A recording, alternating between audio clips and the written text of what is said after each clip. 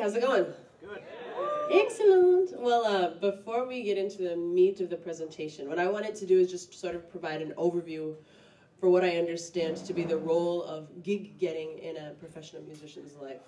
Those of you who came to the conversation that we had in the auditorium just a couple of months ago probably heard me say it then, but the reason that I thought that this particular topic was so important when I was asked to pick a couple was because I think that unlike the professional environment maybe 10 to 15 years ago, gigs is where you end up making your living as an artist these days. By and large, even people who have been signed to major labels like OK Go recently wrote an op-ed piece about how important the live performance aspect is to their career, and not just because you're selling records at your shows or because your live shows are helping you move units. Increasingly, it seems to be the other way around. For every disc I know that I've got in circulation out there, that's a potential attendee to one of my shows when I come through their cities. So for me, the importance of getting a gig, playing it well, being fairly compensated, is the cornerstone on which being able to live as a working musician rests. All right, so I work at First Avenue and 7th Street Entry in downtown Minneapolis. We celebrated our 40th anniversary last year, so we've been around for a lot longer than a lot of reputable clubs in the country. So in addition to booking at First Avenue and 7th Street Entry, we also have a third room called the Record Room, which is primarily used for DJs. But over the past few years, we've also been booking shows all over town. I'm Kermit. I work at the Triple Rock Social Club, and we are located on the West Bank in Minneapolis. We do, from the smallest local rock and roll, hip hop, punk, pretty much anything you can think of, kind of genres, to national touring acts.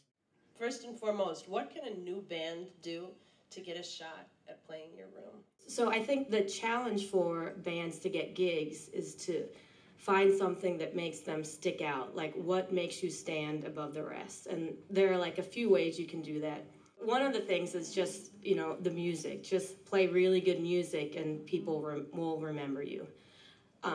Sadly, that's not often the case with a lot of the bands that I encounter, so they do other things. And, one of the things is to set up a fun show. You could put together a fun bill. You could just say, hey, I'm in this band and I want to play with this band, and this band, and we'll set up a show. We'll take any night you have to offer. It is a lot nicer when a band comes with an agenda, some sort of, we at least want to play with this band. We can, we're going to do X amount to promote and all that kind of stuff. If they have an idea of what they're doing, if they're just like, hey, we want to play there, that'd be really cool, so thanks, and forgets to put the link to their music or, doesn't sign their name and, all of these fun things, which I get a lot of emails of, which is fantastic. Please don't do that. If you come with a purpose, I'm much more willing to try to fulfill your ideas. What are the worst things or the most common mistakes that bands can do to really render themselves totally out of the running?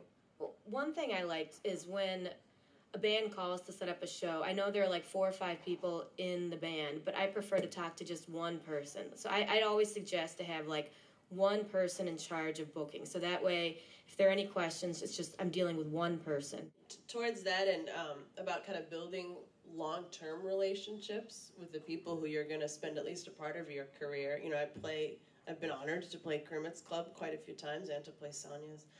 Having respectful and cooperative relationships, for me anyway, as a performer, it's those relationships that have resulted in the biggest blips month by month. So the fact that I had a pretty good relationship with Rob at the Cedar Cultural Center, who's a really nice guy, meant that when Ani DeFranco came through and said, who would you pick to open for the touring act? He said, oh, okay, I got somebody in mind. What do you do if you haven't really had that sort of performing experience? How would you convince a booker to give you a shot?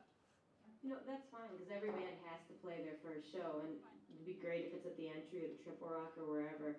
And I also noticed that for bands' first shows, they tend to get more people out than they might for their second or third show. So that's fine, just be honest. Another thing I say, if you want to play a place, go there a few times. Just have a little face time. Your viability as an artist, at least for the first leg of your career, largely depends on your ability to play a good show and to get paid fairly for that show. 500 people in a room all focused on the same thing. That is important. That is unbelievable to watch and witness. And if you've had a hand in that, it is so just moving and powerful. And that's why we do it. We do it because we care, and we get bogged down on bosses telling us we gotta have, we gotta get the numbers up, we gotta do this, we gotta get more people drinking and all this kind of crap. So we have to balance it. But at our core, we care so much about music, and we care about the performers, and we want them to succeed, because if they succeed, we succeed. Please thank Sonia Grover and Kermit Carter for coming today. Thank you guys so much. Let's also thank DESSA, darling. Thank you, DESSA.